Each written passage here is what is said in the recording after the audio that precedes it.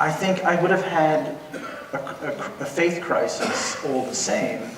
I might not have left observance entirely. I might have been a modern Orthodox rabbi who, with a faith crisis. And in the modern Orthodox world, you can be a modern Orthodox rabbi.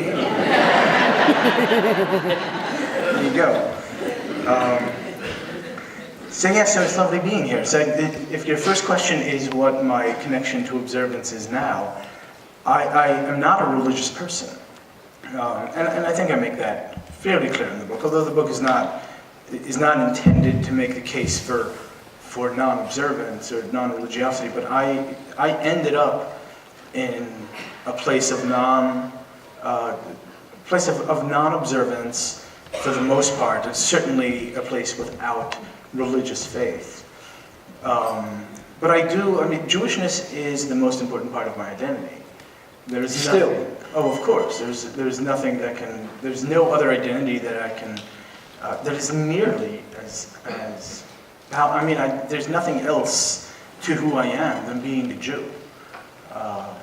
And so, I do observe certain things in a cultural way. I went to shul for Simchas Torah. I went to shul for Rosh Hashanah, for Yom Kippur. I was told here that it would be respectful to be a yarmulke, and it was lucky that I went to shul for Simchas Torah because I took one of their yarmulkes and then I forgot it. So very conveniently, I had it here. I have a Gemara shir with a friend of mine. We study Masechet Sanhedrin. We've been doing that for about a year and a half. And Talmud study is something that I had done for so many years and enjoyed most of it, or at least a good part of it, and so I still do that. And so yes, so that's my level of observance. It's a cultural observance, and I cherish our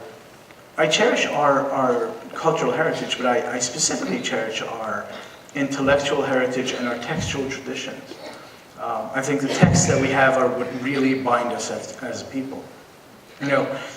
Jews were spread out across the diaspora for 2,000 years, but the Jew in the Rhineland, and the Jew in Spain, and the Jew in Morocco, and the Jew in Yemen, and the Jew in Baghdad, they all studied the same text. They all studied the Mishnah, the Talmud, and then the major commentaries on the Talmud. They all went from one place to another. And that really was what held us together as a people for 2,000 years in a really profound way. And so those textual traditions are important to me.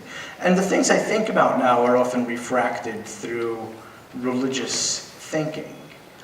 If I need a quotation, I don't go to Shakespeare or Homer. I go to Pirkei Avot. I go to Gemara. Because those are the things still bouncing around in my head.